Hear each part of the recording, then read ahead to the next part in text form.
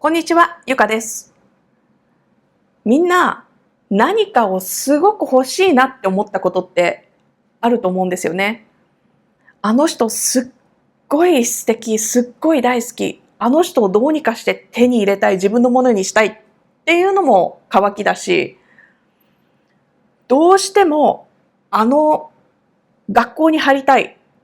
あの会社に入りたい、あの職業に就きたい。どうしてもこの家に住みたい、こういう生活をしたいだとかね。どうしてもこのものが欲しいんだって自分でずっと思って、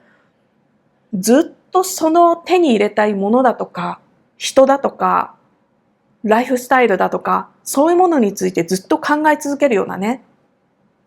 で、それのもっともっといくと、多分この喉から手が出るほど欲しいっていうこの乾いた状態になるんだと思うんですよね。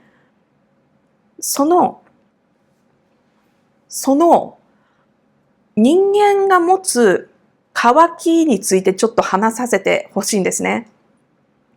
結構聞くのって、今あるもので満足した方が幸せだと。とりあえず今持っているもの、それを感謝の気持ちで受け入れることっていうことをね、言われることってあると思うんですよ。で、あれが欲しい、これが欲しいって言ってばっかりで考えてばっかりってそういう人は、なんとなく今自分の持っているものに感謝していないような、なんとなく感謝の足りない人のような風に見られることってあると思うんです。でも、本当にそうなのかなって私、特に最近、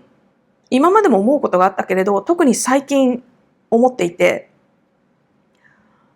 私は今あるもの、今与えられているもの、十分楽しんで感謝しつつも、やっぱり人間の中で渇きっていうのは必要なんじゃないかな。自分の中に渇きっていうものを感じているのって必要なんじゃないかなって思ってるんですね。私はそう思ってるから、私のどういうふうな経緯でこう思っているのかとか、じゃあ自分の中でこの渇きをもっと作り出していくように、この渇きがなくならないようにどうしようかなって思ってるかとかね、そういうことについて話させてください。まず、すっごく一番最初に私が欲しいなって、渇きを感じるほど思ったのって、自分の居場所でした。私が、物心ついた時には、すでに虐待っていうのが始まっていたし、摂食障害だとか睡眠障害だとかそういうのもあったし、私は自分の居場所がすごく欲しかったんですよね。安心できて、自分がただいるだけで何も心配しないで存在できるような場所が欲しかった。で、それをはじめとして今まで45年間生きてきた中で何かを欲しいと思ったこともあるし、誰かを欲しいと思ったこともある。で、そのためにいろいろなことをしてきた。で、今45歳。バンコクで家族と幸せに暮らしている。で、私はどういうふうにかはわからないけれど、すごく紆余曲折した人生を生きてきながらも、最終的に自分にとって全部一番いいようになってきてるなっていうふうに、なんかね、何か、そういう実感してるんですよね。だから、本当にこう、学面の面でもそうだし、仕事面でもそうだし、恋愛結婚面でも、血迷うことはね、いっぱいあったりしてもそう。やっぱり最終的に自分にとって一番いいところに落ち着いてる。で、例えばその最後の恋愛結婚面とかで言っても、もともと両親との関係を自分が納得するような形で築けてなかったので、そこのところがこじれてるから、もう生まれて最初にできる親との関係がそんなんだから、もちろん恋愛もね、こう、荒れ模様になることはあるよね。うん、ある。で、紆余曲折あって、どっかで、途中で駆け落ちをするようなことになったと。で、駆け落ちをして海外に行ったんだけど、最終的に出戻ってきたんだ。で、出戻ってきちゃったけど、35歳の時、年下の旦那さんと会って、ちょっとこれね、会社には心配されるので、そういうふうには言ってないけど、1ヶ月もしないうちに、うん、デートとかし始めて結婚するような風になったんですよね。で、そう、職場とかにはね、十分にお互いを知り合って、そういうことになりましたというふうに言ったけど、そんなことはない。本当のところはね。で、最終的にその35歳で結婚して、39歳の年で娘が生まれてってことで、みんなでバンコクですごく幸せな生活をしているわけです。で、私は多分物質的にも精神的にも本当に今何にも困ってないんですよね。で、何の心配する要素もなくて、なんなら満たされすぎてボケちゃうぐらい、私が過去感じていた渇きっていうのを忘れちゃうぐらい幸せに満たされて生活している。でも、私、この YouTube やりたいっていうのと同時に文章を書きたいっていうこともずっと言ってるじゃないですか。で、その文章を書きたいっていうそこのところって私の内にあった渇きから来てたんですよね。今まではずっとモチベーションが渇きだった。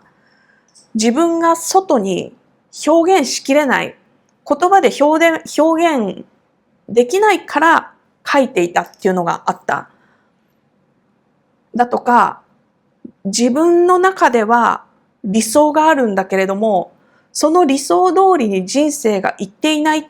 ていう苦しみ。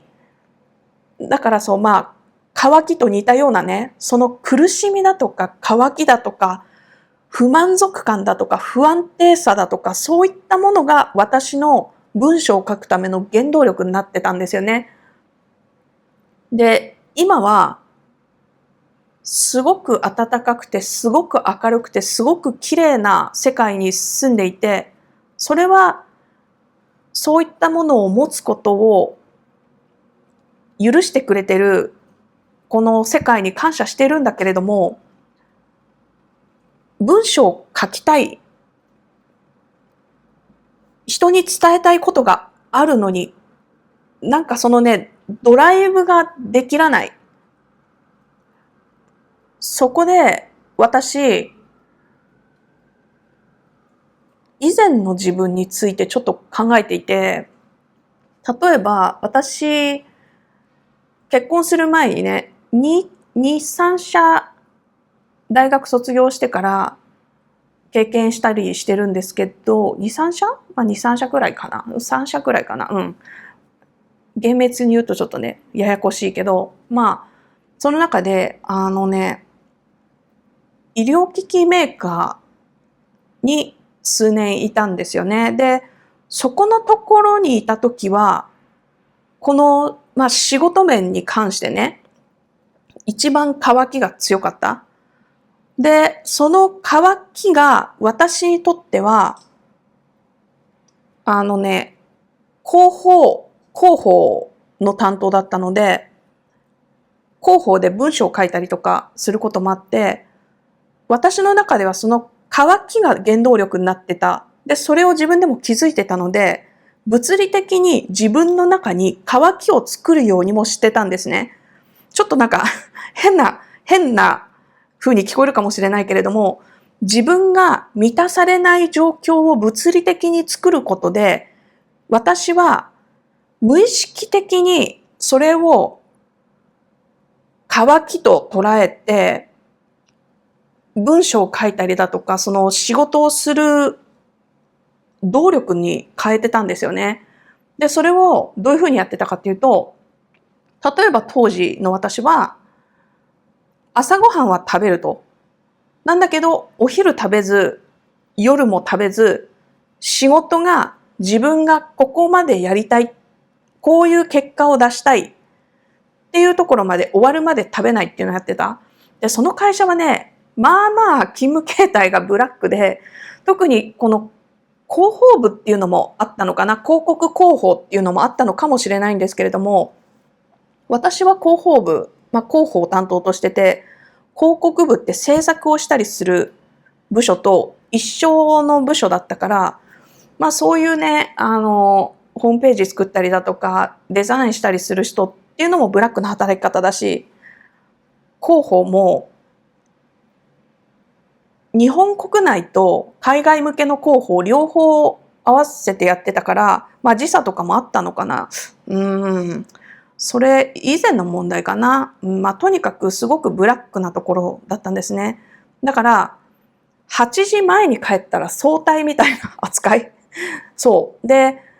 10時前に帰れたら、それってすっごいラッキーじゃんみたいな雰囲気だったんですよ。でも私は朝ごはんだけ食べて、その10時過ぎとか、時々もうなんか次の日とかなるまでとかね、自分が良しとする結果が出るまで食べなかった。周りにはね、結構心配されたりしたけど、私はね、体が空腹だとか、その、水分は取るけどね、その体が乾いてる状態を作ることで、自分の中で何かの原動力になるのは渇きだって分かってたから、このドライブを作ってたんですよね。で、今はそれを意図的に作ってないなって気づいた。最近思った。すごく毎日毎日、すごく満たされてる生活で、毎日幸せで、多分このまんま行ってもいい。けど、私は自分がやっぱり生きていたから世の中がこう変わっただとか、自分が生きていたから誰かの人生にこういう影響を与えたっていうぐらいの人になりたい。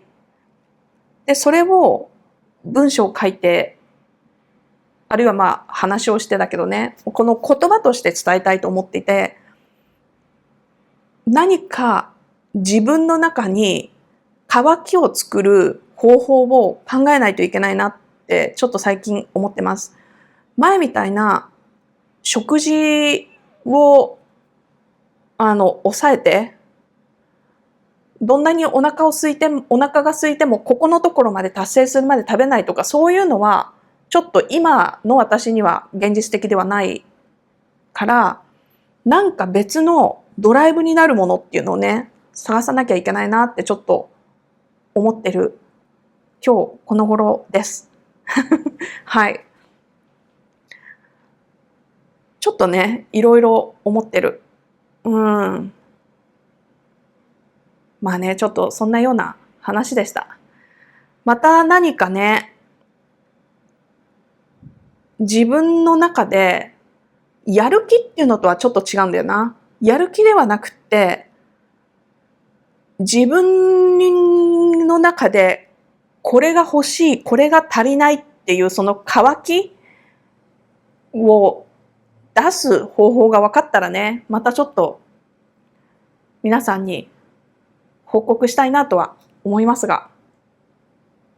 何か皆さんがやってるいい方法あったら教えてもらえたら嬉しいです。じゃあ、今日はこの辺で。バイバイ。